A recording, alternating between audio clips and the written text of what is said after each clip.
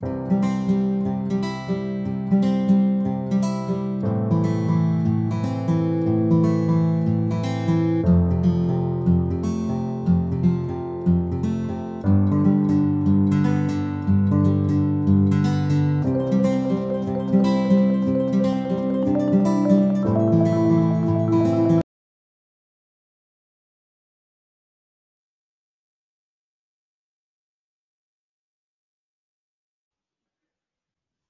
everyone. Welcome to another episode of Freshly Pressed. Today, we have with us Adam Mullen, the founder of Lumo Station LLC, the creator of Lost Dominion, Fracture Point, Solar Tides, such comics, a composer and a writer. Welcome to the show, Adam. Thank you. Yeah, it's nice to be on here. Awesome. Tell us a bit about yourself, your a brief history about how you got into comics, what do you do, and we want to know a little bit more about you. Sure. Well, I got into writing comics back in oh, 2014, 2015, about 10 years ago. And I don't know if by accident is the right word, but um, that's not what I was intending to do, like with Lost Dominion. I was intending to write like a novel. And I quickly realized, okay, that's a little much, you know, and it just wasn't necessarily for me, or at least that like scope size of something. And then I was like, you know what, maybe a comic would be better. And Mm, I didn't realize that it was going to be a huge thing as well. It takes a lot of work to create a comic. I had no idea. I had read comics. I wasn't like a huge comic book fan. Like I don't necessarily, go out of my way to read DC and Marvel, that kind of stuff, just because it just keeps going on and changes and revamps and reboots and I know. new multiverses and whatnot. And not that that's a bad thing. I just don't have the money to keep buying that kind of stuff. So I have to be choosy. But with comics, with writing comics, uh, I set out to take the outline and what I had already written of a novel, which wasn't really that much, and turn it into a script essentially that an artist could look at. And I reached out through a friend um, to be the editor for it Mm, and help me basically redo this novel, what I had, into a comic book script. And I had already planned out like at least three main like books. mm, And then I realized I had material for a prequel and a sequel and all this other stuff. And that's just how my brain is. I think big picture. Uh, so I have plenty and plenty of ideas and stuff written through the years. It's just a matter of time and money, mm. mostly money. But now it's also time because I have a 20-month-old son. And oh my goodness, I have not had really any time for any creativity Yeah. outside of being paid to write music. Mm. So yeah, so your question was, how did I get into writing? Uh, did I answer that enough? Because I could totally go on a tangent. Oh, no, go for it, because I think, yeah, you did answer it. And I understand what it is to be with a 20-month old, because I have one who's turning 2 next month. Oh And wow! yeah, Congratulations. thank you. And my other one is 6.5, so I have two kids. Wow. And yeah, it takes a lot of work, you know. Yeah. So yeah. Yeah. I was not prepared. Oh my goodness. Yeah. Uh, I totally understand that, and on top, like, on top of that, just keeping yourself, uh, as it is, like, music is such a big thing in itself, right? mhm. Tell us a bit about your music, actually. Yeah, tell us about what kind of work you do and in your music composition. Yeah. Well, I've been doing music far longer than comic type stuff. Uh, I majored in music at the University of Oregon. I did my bachelor's there in performance, and I have a music education degree. But I write a lot of music. I also teach music lessons. That's what I mainly do. I just teach lessons. Right. And then writing music is also my other big thing. Uh, so I write a lot of cinematic type music, music for Mm. films, video games, whatever really. Um, I write music also with a friend under the name of Synthfish. It's electronic kind of dance music, ambient music. And then I Nice. also write a lot of music for the Watchtower Database, which is a YouTube channel that's all about the DC animated universe. So, like the Batman, Superman, Justice League shows from the 90s and early 2000s. Uh, yeah, that's a big, huge part of my life. I'm always trying to write music. Because of my son, it's hard to find time unless I'm like getting paid to do it. Then I have to make the time. But Yep. it's what I really enjoy doing besides teaching. Mm. Uh, and I write a lot of cool themes for videos. I got a couple projects I can't talk about. I wish Mm. I could. That one's like really cool Yeah. jumble of themes for an intro for an animation project. That's Um, amazing. but that'll be fun to see be finished. The music doesn't take me very long to write in general, Mm. and then of course editing, mixing, all that kind of stuff takes a few more days. But I have pretty quick turnaround. That's what I'm usually known for. Nice. Even with a 20-month-old at home, I'm still able to somehow uh, put out music quickly. That's Yeah. amazing. That's amazing. You do have two big creative passions, and Mhm. do you ever find yourself like your two creative passions at odds with each other, or do you somehow like always find a way for them to work together? I don't know if they've ever been at odds, like just because of time management. Sometimes one week I'm more invested, busier with working on a script or just some writing in general, and then another week I basically put that all aside and I'm just writing music.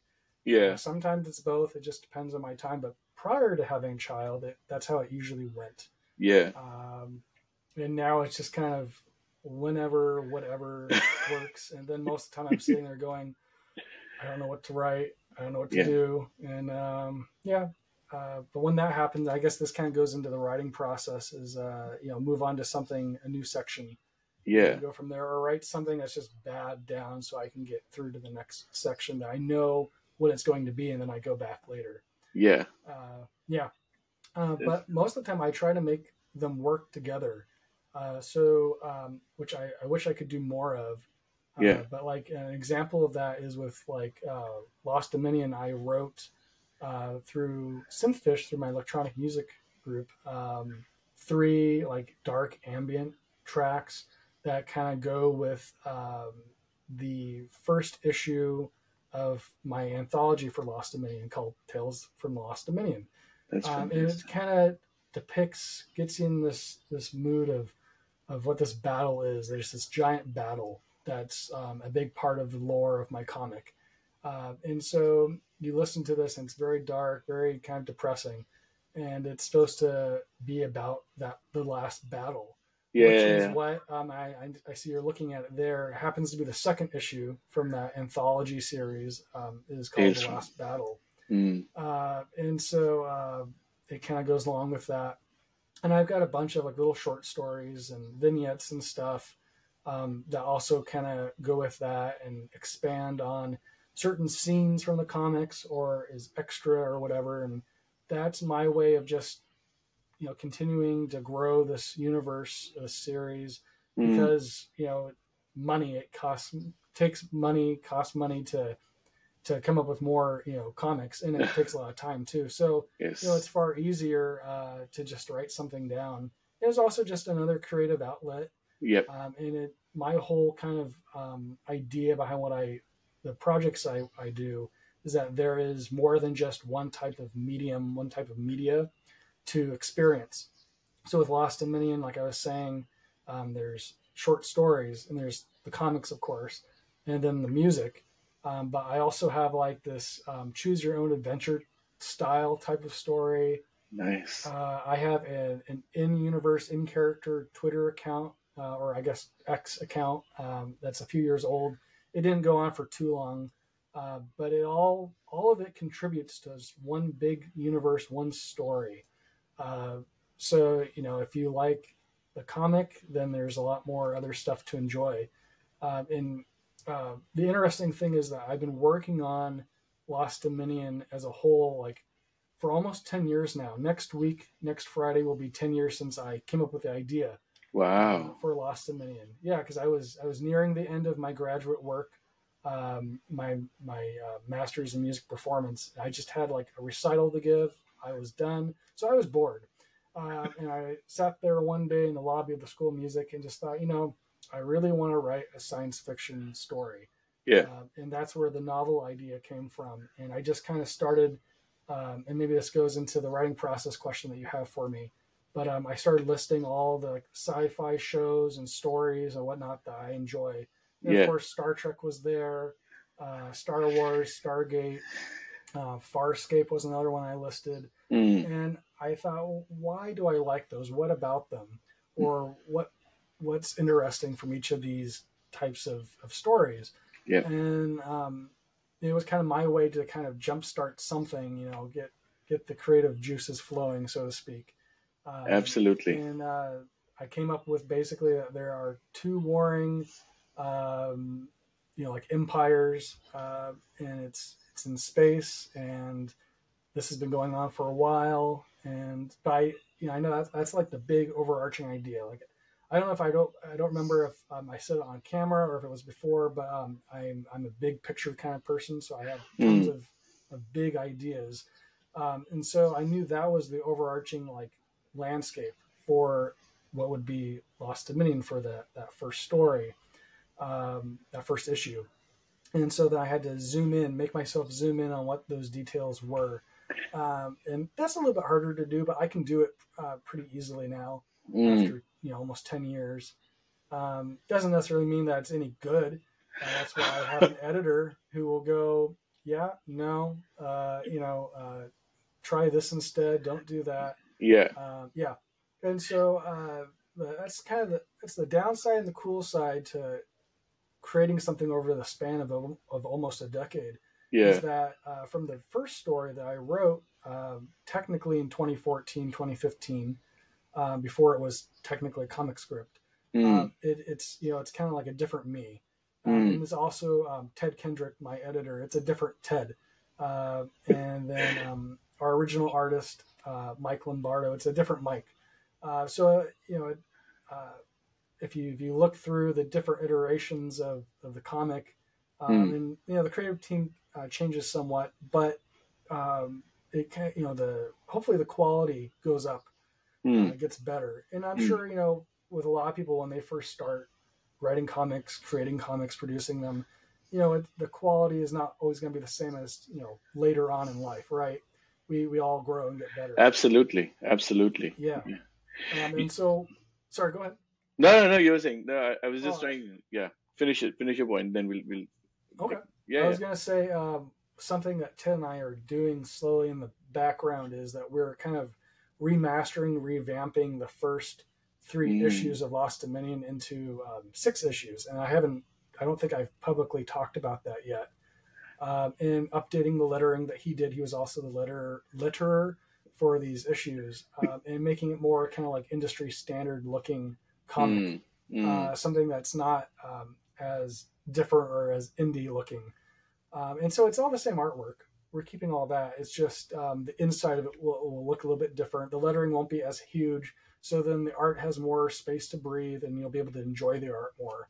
Because that's what we started doing with the anthology series, and it looked a lot better. So we've been Mm. going back to the original stuff. And so once we get those new 6 done, and get some new covers done for them, I'll start putting those out. And those are kind of to replace the originals. And there will be some tweaks to like some dialogue or whatnot here and there, or some additions, but it will be basically the same thing. Nice. Nice. No, So I, what were you I going to ask? No. I was just trying to like just say like I think editors and people you work with are like they help you grow a lot when you're, uh, especially in the early days, right? Like when you're new to a certain kind of medium, there are people who are more experienced that you work with, and those are the people who are going to actually be part of your growth big time. Um, Hmm.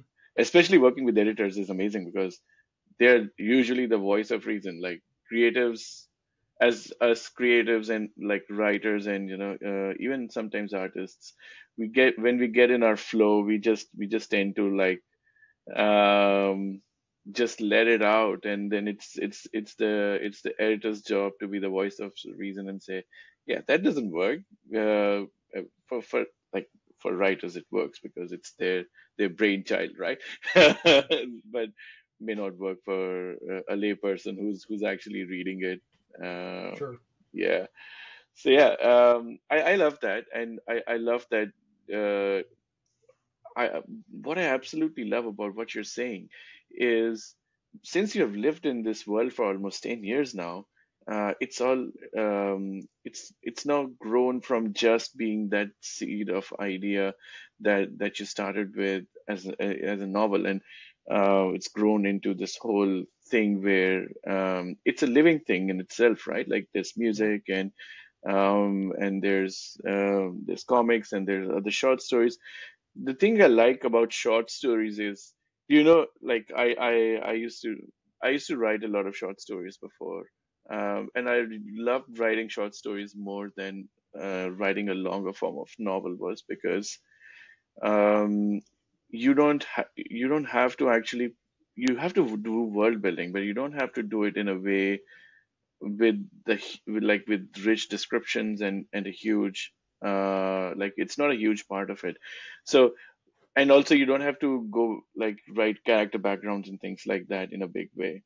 You actually put a character in a situation in a big world, but in a small self-contained story, and then that's the big challenge. You still have to make that world work. You still have to uh, get the reader buy into a lot of those kind of situations, the concepts that you're working with.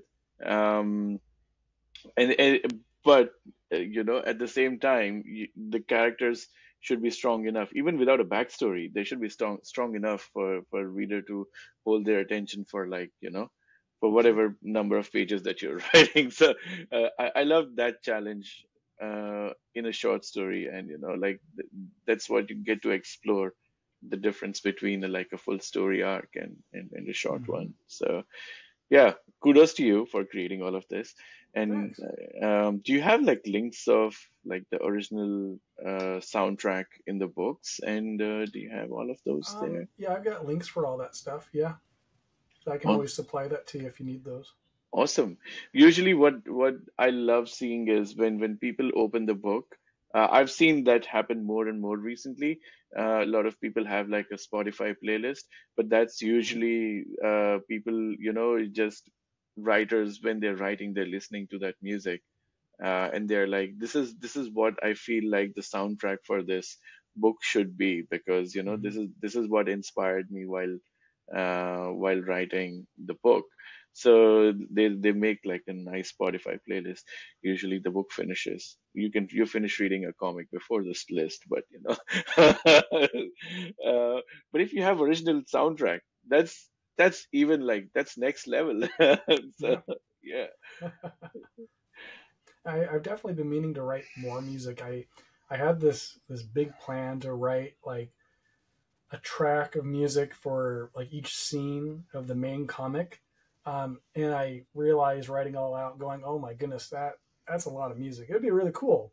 But just finding the time to do that, just for fun, basically. Mm. Maybe one day. But I hadn't thought about putting together like a Spotify list of music I listen to while writing the comics. And yeah, it's cool that I've got my own music that I wrote, for it. And it really only generally fits one or two of the comics, I guess the anthology, because that's where you see this big battle Yeah. And then it can also fit a couple of the short stories. But I wanted to do something different for the other ones, more like orchestral, cinematic, and whereas the music I did write is very very ambient and dark, very Yeah. minimalistic. Um, so, but it is on Spotify. Nice. So there you go. That's amazing. Maybe just putting that link in, in your book descriptions would be amazing.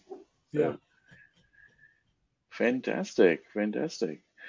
Awesome. So, also like you said, if they're very orchestral, especially in the main, like Lost Dominion, main comic books and not the anthology series, they'll give that space opera kind of feel to Yep. the stories as well, right? Yep.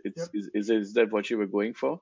Yeah, that's definitely what I'm thinking about, or what I hear in my mind, and I know the music I want to write. It's just finding that time, because I know the problem is, like, if I start it, I know I have to finish it, Mm, uh, and it's just a lot of music. Because yeah. I don't want to, I don't want to start it and then be like, well, never mind, I'm too busy, And it's like, well, I guess I don't know if it's a waste of time, but no one's going to hear it. I don't want to release just like a couple of things, be like, well, here you go. So yeah, Very true. No, I agree. I agree. Time is a huge thing, and like not just that, like then it's a lot of work to then incorporate that into your comic book, and just making those two work together. And like you said, comic books are very, very hard work. I'm always mm-hmm. amazed, and I'm in awe of what people do, like how many comic books get produced on a daily basis, Yeah, especially in the indie world. Like everyone just trying to like live their normal lives, go to their jobs, do all they can for their family, and still find time yep. to write and draw and to Mm-hmm. all edit and do all those things and put a comic book out. I'm always in awe of that. So Yeah, it's a lot of hard work. Yeah, so it's always really great to see, uh, indie book writers, creators putting out content and knowing that they have a life outside of that, and you know, it's not their like main source of income, or at least for most of us. Uh, and it's just usually a passion project, and that's what Lost Dominion really is. It'd be cool if I made money, sure, mm, that would be great. But it's just something I wanted to do, yeah, uh, yeah. and it's something I plan on doing for a while until I'm done with it, which I don't think I'll ever be done. But it would be nice to actually finish the main story. But that's a lot of issues from now, and with the rate of speed of putting them out, I'll be long dead. Uh, so I've definitely had to limit the scope of the story, Mm, and try to get it to be smaller somehow. Uh, but it would be nice to see it through completion of what I want it to be. Uh, but yeah. again, that's just a lot of money. And I fundraised through Kickstarter for 3 anthology issues. Mm, Number 3 is being colored right now. nice. Um, but that was a few years ago. I fundraised for it, and it's taken this long to get 2 of them out. Wow. And it's also the artists. They have lives outside of this, and waiting for them to to finish the book, and it does take a while. Mm, I'm sitting on one completed 6-page comic, a little micro comic that will be a part of a bigger anthology for Lost Dominion. I've been sitting on that for a year or two. I haven't released it to anyone except for the Kickstarter backers, as just a thank you for waiting mm, a few years for this stuff to get done. yeah. And then I currently have another comic that was written by my editor Ted, uh, and we brought back. and I haven't announced any of this yet, talked about any of it. So exclusive. This is the Um, first time you're hearing it. yeah, we brought back Mike Lombardo, the original artist from Lost City #1, to do art for Ted's 6-page story comic, and it's fantastic. So like on your screen that you're sharing, I'm looking at the cover for #1. That was drawn by Mike when he Yeah. was 18, I believe, and now here Wow. we are, 8 years later from when he did that cover, and his art is like phenomenal. It's he's developed his craft a lot. So it'd be really neat to get that out. Mm. And he did all of the inks and pencils for #1. He did the cover for #2, and then life got in the way, and he had to focus on other things, especially being 18 and trying to get his life started, kind of thing, on his Yeah. own. So it's great to have him back, and seeing the inks that he's submitted are really nice. And he's been working on the colors. He's coming up with a new system of a new palette for the coloring Mm. that's going to be very different than what has been seen on the series, and it'll be really nice. I've only seen a little bit, but it's really cool so far. Fantastic. So yeah, what was there a question that led to all this? I don't remember. No, no. I think we were just talking about people working on comics alongside their regular lives. Yeah, Yeah, that's right. Yeah, yeah, yeah. yeah. Tell tell us a bit about Fracture Point series as well, because there's I see a couple of new series branching off Fracture Point and Solar Tides. Yeah, Uh, so those are unrelated to Lost Dominion. Fracture Point was also originally, well, no, it wasn't a novel. It was originally a film script because I just loved writing film scripts for fun. And it's an action thriller, like time travel thing. And I have 5 or 6 issues planned, and just because of the baby and life, and then also the artist, him going into college, and now he's actually I think he's about to graduate. Um, ah, Hayden Beckton, really great artist. Just we both got really busy. I have the 3rd issue is almost like the script is almost ready. It's just finding time to edit and get it to Hayden.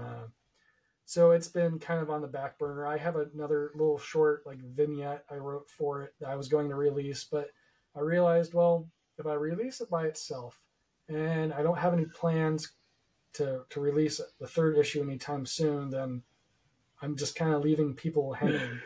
yeah. So, I guess I'll release it later Mm, when we get closer to #3. But with Fracture Point, the idea behind it is that um, there's this like time agency, and this probably will remind people of oh my goodness, what's the film with Tom Cruise with time travel? Minority Report. Minority Report. Yeah, yeah, yeah. It'll probably remind people of that, but essentially, this time agent has to go back in time and do some like time travel changing stuff to save his family from someone who has taken them. And so, in doing so, he has to basically kill the head of the time agency department, which changes the timeline.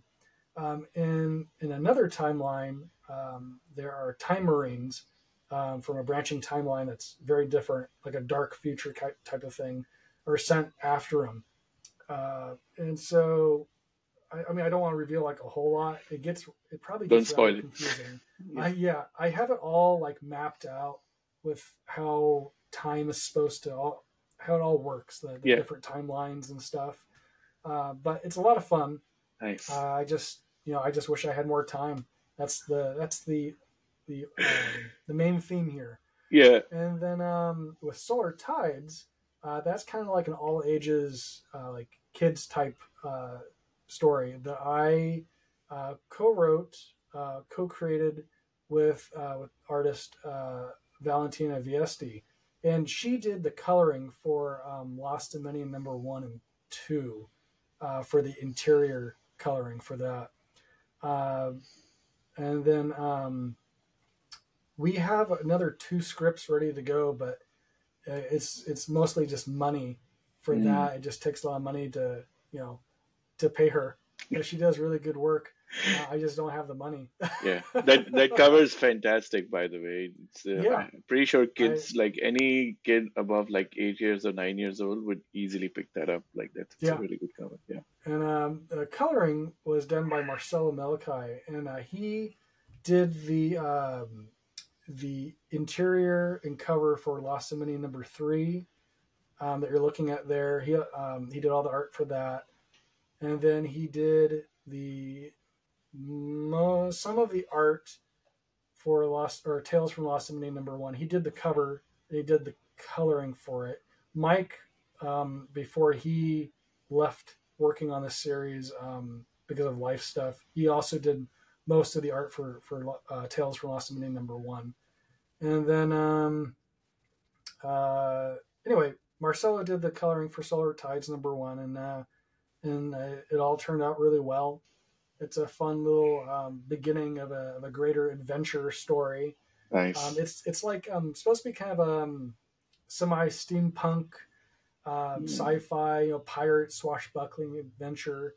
So as you can see on the cover, the ships fly, Yeah. and they're supposed to go out into space. Yeah. And so in the story, in this first issue, we see Cass Kidd, which is the character in the middle with the sword.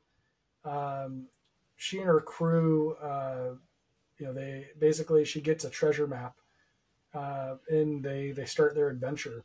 Nice. Originally, I believe we had the story starting further, like past what we ended up doing with #1, Mm. but Valentina, we talked a lot about it over the course of maybe I don't know a couple of years because we started this started as a pitch for a TV show, Ah. kids show, and that fell through, and so then we turned it into a comic because why not? Because we Yep. really liked the idea, and I loved the art that she had produced for the story Bible, and we revamped it a little bit and came up with this story, this first script, and it's to introduce the characters. Like the villains are near the beginning. They're attacking kind of like a navy ship, and that will set up things for a big like conflict. I think in the second issue, if we Right. ever get to that. Mm. So yeah, but it was a lot of fun to write and work on. I have a Yeah. couple other things that she and I, Valentina and I, developed for kids stuff that we have artwork for, but there's like no. I mean, I have like a story, but like we don't have anything like really written. And it's been several years now, Mm. uh, but we at least did this. And that was fun. Does give a little bit of One Piece vibes. If I don't know if you were going for that or not, but it, Oh, I yeah, was not. yeah. It could have been that Valentina was, but I don't think that was something that we necessarily discussed or was brought up. Ah, okay. Um, But let's it's see it's a if good likeliness, to be honest. Like, yeah. yeah, yeah. I'm trying to remember what like my inspiration was, and I mean, other than just pirates, I don't remember. It's been a while since we started working. It's probably been almost 10 years as Mm, well that we started working on Solar Tides. Maybe a little bit less than that, but yeah, it's just been a while. It's been a while since I've really done anything with that, but hopefully one day. mm. It just part of it is also like if these things do well, they sell well, then sure, then I'll make more. Yeah, absolutely, absolutely. There's also When like I I think. Oh, sorry, you were saying? when I started these projects, I had a lot more time on my hands, and I just presumed that I would. And as I get older and the money starts to go bye bye, I realize, oh, I have a lot of things I've started, and I really wish I could finish them, but that's just the reality of it. But I'm determined to at least keep working on Lost Dominion. I want to keep working on Fracture Point and Solar Tides. It's just time and money. That What is were you true. gonna say? No, no, I was like to your point, like now you have a kid and time and money are both are even more precious now. So Yeah, it's definitely uh yeah. Yeah, I was about to say that like there's obviously in especially in indie, I think there's a lot of focus on horror and science fiction, but there's much less focus on anything about kids and young adults. That's it's kind of changing recently. There are more and more young adult books, but there's practically none for kids. So like I always love when people have books that are like targeted for kids and especially in the indie community because there's people who like kids do like to they're the ones who want to go out and read new material, like they're yeah, not bound by IPs. Like they mm-hmm. they do like IPs. I'm not saying that kids won't like it. Obviously every kid now growing up knows about DC characters and Disney, Mm-hmm. right?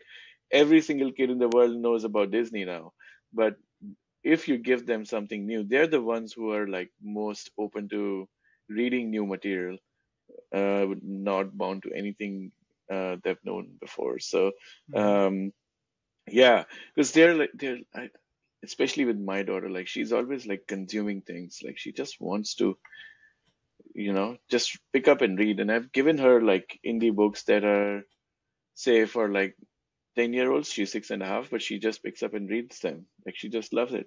She just, That's good. yeah. So yeah, I would say like yeah, it's great that you wrote Solar Tides. I love that. I would love to see more and more books for the kids, Mm-hmm. come from the indie community. Yeah, Mm-hmm. yeah. Hopefully they do better as well. Oh, especially on Kickstarter, they don't do very well on like Kickstarter, unfortunately. Like Mm-hmm. Kickstarter has a big problem of yeah, like not safe for work books at the moment. Like Yeah.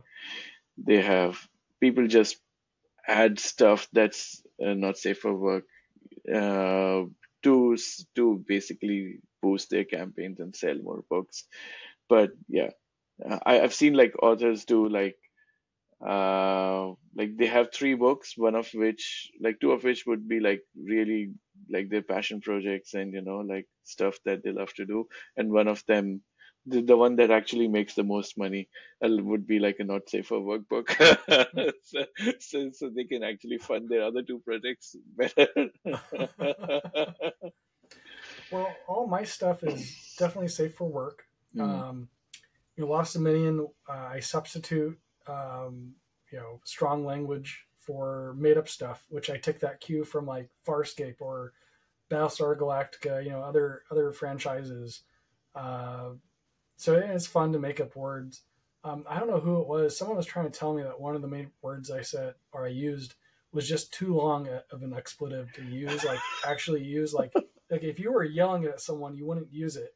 I was like, it's sci-fi. It's made up. Why not? I liked it. that's So very yeah, clever. I even have like a T-shirt design that I made that has it on it, and I showed it to someone. I said, "Would you buy this?" And they're like, "No."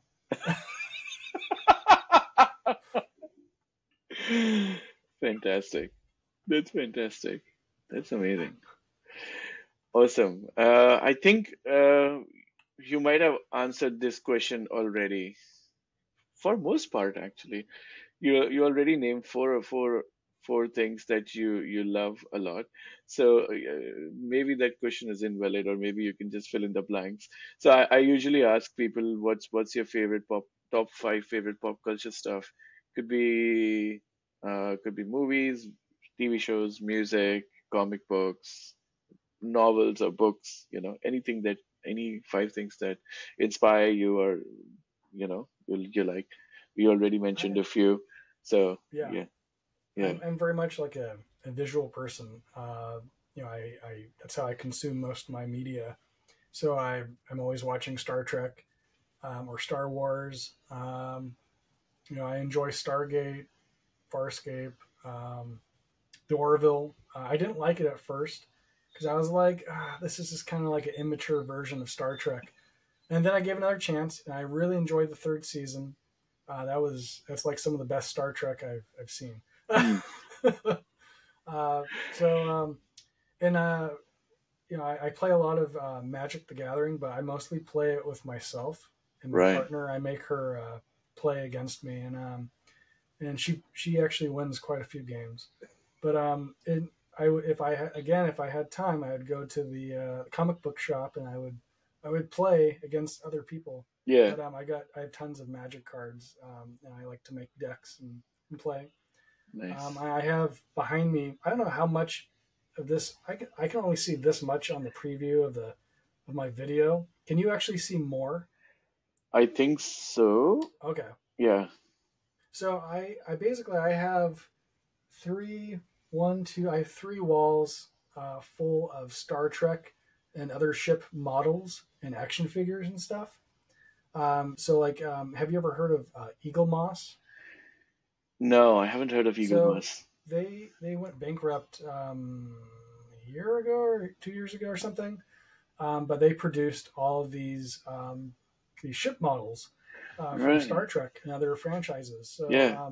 I've been collecting them. I went a little too wild and crazy with them, and now I have a lot. And I can yeah, see a lot of, yeah. Yeah, yeah, that's it amazing. kind of I had to move all my music stuff to make room. So like I used to have more music stuff behind me, and then I kind of had to like shove it into the side here with my synthesizer and my bass and other stuff. I've got more music equipment around me, but Yeah, yeah. that's fantastic. That's fantastic. I I'm not I've watched a lot of Star Trek, but not nearly enough to call myself a mega fan. I think I probably too, like, I think it's, if you start, I started watching it very late in my life, so it's always very hard to catch up on everything. Mhm. Um, so far TNG has been the peak of Star Trek for me. Like, That's good. yeah, it's my favorite Star Trek ever. I don't know about you. What's yours? Yeah, I think TNG is my favorite, but Deep Space Nine, it's also my other favorite, but in a different way. And I watched those and Voyager growing up, but I really grew up watching Star Trek Enterprise as it aired. Voyager, I watched the tail end of it. Um, that was shortly after I really got into Star Trek, and then I watched everything since, and yeah. What do you think about the most recent ones, the Discovery and Picard and everything? So I enjoy them. I enjoy everything Star Trek. That's just how I am. But of course, I enjoy certain things, certain iterations more than others, and I've got complaints for everything. But I still love them. Lower Decks is my favorite. Mm, The comedy animated comedy one. That's like my new favorite thing ever. Picard season three was pretty darn good. Prodigy, I really like that. I'm excited to see the second season. I'm hoping that it gets a third season. yeah, That's the kids one. yeah. And then Strange New Worlds, I really like. Discovery, I like it. I liked it from the beginning. I know a lot of people don't for certain reasons.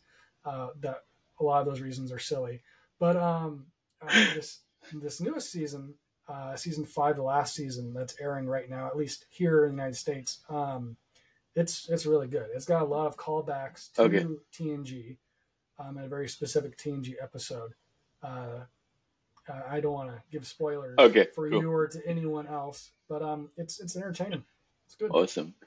I think in the first couple of seasons of Discovery, the only hard thing for me was, like, as I said, like, it's not like I don't like it. I think it was just the tone was a bit hard for me to get into, because you always see.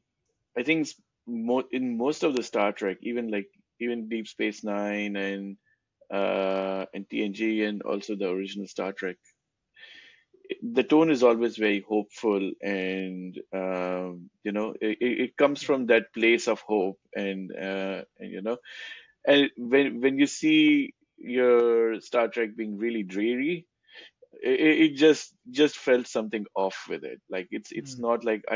not like I hated what they were trying to do. They were trying to do good things with it. Like the story was really nice, but the whole tone of it was something that I had not expected or a Star Trek to be. So it Hmm. was a bit off for me that way. But yeah, otherwise, like, yeah, no like big silly complaints about it, to be honest. Yeah. It took some getting used to, but I Yeah. think it's kind of a product of its time, which hasn't been that long ago. But because of with streaming services and much shorter seasons and what things are being expected of shows now, or what was on at the time, I think that's just you know what what they thought would sell, and it was supposed to be what launched the CBS All Access here. Mm, And so I think they were trying to make it appeal to a broader audience, kind of like the last three films, yeah. just to I guess get new life into it, new audiences, which isn't a bad thing. It should be for everyone. But yeah, it definitely turned off a lot of older fans, and it's understandable. Um, but it's just it's how it is. I know one argument is would you want to watch a show that looks like the original Star Trek that that's being produced now, and I'm not sure there's people that be like, yeah, and I write music for fan films that look just like or very close to the original Star Trek, Mm, and people love it. mm, I think that's the nostalgia part of it, though. I'm fine with whatever, yeah. honestly. It's got Yeah. a good story. I enjoy it. Um, but yeah, it was pretty dark. But I think there is that glimmer of hope. I think that's by the end of it, it's showing that there is hope, and you know you you can change, and all these other kind of morals to it. Yeah. Um, but it's just so highly serialized that a lot of it is just very like, oh, uh, but it's good though, Yeah. and No. they definitely changed Discovery, that show, through these last 5 seasons, and to make it better and better. Mm, And yeah, this I don't know if you're watching the latest season I or haven't if it's yet. out No. where you're at. um It definitely comes out at the okay, same time. I think the next okay. day. But yeah, I haven't watched the most recent season now. It's very different in a good Yeah. way, and it's Nice. very, I mean, there's still like dark stuff going on, but like it's very, very more upbeat, Yeah. positive. Yeah, and it's Nice. got a fun TNG premise behind it. I have to watch it then. Hmm. Yeah. Nice. Nice. No, I totally agree. I think it's something similar to what like people were complaining about the Superman reboot when it happened, like Man of Steel, right? Like Superman is supposed to be the Boy Scout, and he's supposed to embody the American values, and it's supposed to be Hmm. hopeful and bright and well lit, but it's not supposed to be dark and dreary like like it was. So yeah, I know it sounds kind of silly because people are too invested in these fictional characters, but that's the nature of it. Yeah. Yeah. I suppose it shows that people really enjoy certain characters a lot, and but I guess some of it is to where it's too much, where you can't change something, you can't be creative with it, Hmm. whether it works or not. And I guess that's the cool thing about stories and media is that I feel like it can change, it can grow, it Yeah. can reflect what's going on in the world, in our lives, so that way it is meaningful to someone and hopefully has a positive impact on their life. I think that's what Absolutely. stories are meant to do. It might not be for everyone, and that's okay. You're never going to please everyone. Same thing with with our indie comics. We're not going to please everyone. Not everyone's going to enjoy it, and that's okay. They're passion projects. So ultimately, I am making these for me, because I enjoy them. And it's the Absolutely. story I want to tell. Absolutely. Uh, yeah, and Lost Dominion. I'm trying to wrap it back into to Lost Dominion here. It's got some pretty dark stuff, Mm, but it's I guess this kind of goes into the pitch for the series, why people should read it. Even though it's dark, it's still hopeful. These characters that come together, they've each lost something in their life, and it's due to this war, other things, and it's about them coming together to reclaim what they've lost. And that's kind of like the tagline uh, for Lost Dominion, to reclaim their lost dominion. mm, And you can take it in different ways. It's not so much that they're lost. Um, on I know the logo has a little kind of compass to it, and it it could mean that, but it's more like they themselves are lost internally and they're struggling with something. mm. And so with what they're put into, they have to work together to survive and come out on top. And unfortunately for them, the hits just keep on coming, because when I wrote these, um, the each story arc kind of just rolls into the next, so Right. there's no downtime, and that's what I really enjoy with the main Lost Dominion story, is that there are clear arcs, at least in my outline and my scripts I have written that no one sees, and even with the three main issues, there is a clear beginning end of the story, but it rolls into the next one. And I Nice. guess in a way, that's the serialization to it. And I suppose it's very similar to Star Trek Discovery in that way.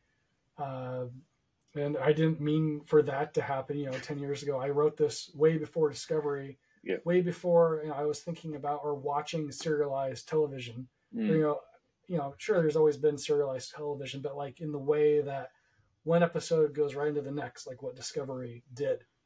Um, and that's how I envisioned Lost Dominion. Is that it's a smaller scale story, that's big, but the the story it's telling is small, mm. and so that's why it flows into the next. Hopefully that makes sense. Yeah, it Whereas does. the overarching story for Lost Dominion that we can see in like Tales from Lost Dominion #1, which is like basically gives you glimpses into all these different arcs, that is the much bigger thing. And so you can see that it's just one part of this puzzle. Mm, mm. That's fantastic. No, and like you also mentioned Discovery. The good thing about like creating something like Lost Dominion is that you can still use that creative inspiration from some of your existing pop culture and then create something absolutely new with it. You can actually just create, not create, but maybe take do your own take on it and like just becomes something else, Mm-hmm. and yeah, Yeah. that's the beauty of it. So you when you're reading, you're like, yeah, I'm kind of reading something that I it seems familiar, it just but also new, so Yeah. if that makes sense. Yeah. And I think that's to be expected, with things that we create, is that we subconsciously or consciously pull from things that we enjoy and that we know. Yeah. Um, when I was doing the Kickstarter for the anthology stuff, I had asked a few people that had read the original comics, the first three comics, like their thoughts, what they thought about it, and there were parallels to Star Wars or even Voltron, which I didn't even mean to happen. Um, but it was interesting to see the different perspectives that people pulled from it, what they thought, what it reminded them of, and some of it was on purpose. Like I grew up with Star Wars, was my first big thing, and so this is a space opera, Yep. but it doesn't have lightsabers. There's not the Force. There are maybe similar things that are happening, but it's not like a mystical type thing. Yeah. Everything will be grounded in science by the end of it. But yeah, there's inspiration for sure. Um, there are spaceships and whatnot. There is a crew of people coming together that are smugglers and whatnot, and that's similar to Firefly. That was also definitely one of my big inspirations Mm, for Lost Dominion was Firefly. mm. Fantastic. That's so good. Awesome. We're coming close to time, but do I would urge everyone to check out Lost Dominion, Tales from the Lost Dominion, Fracture Point, and Solar Tides from Adam. They're currently live on Comix.one. Just go and search those names. Search Lumo Station LLC and find it. That's the easier way to do it, I think. But yeah, do check out these books. Thanks for coming on the show, Adam. Totally appreciate Thank it. you. Um, yeah. And thanks for making the time, from your busy schedule. I hope you had fun. I And did. This was great. Thank you oh, for having me. thank you. So yeah, thank you everyone for tuning in as well. And until next time, have a good one.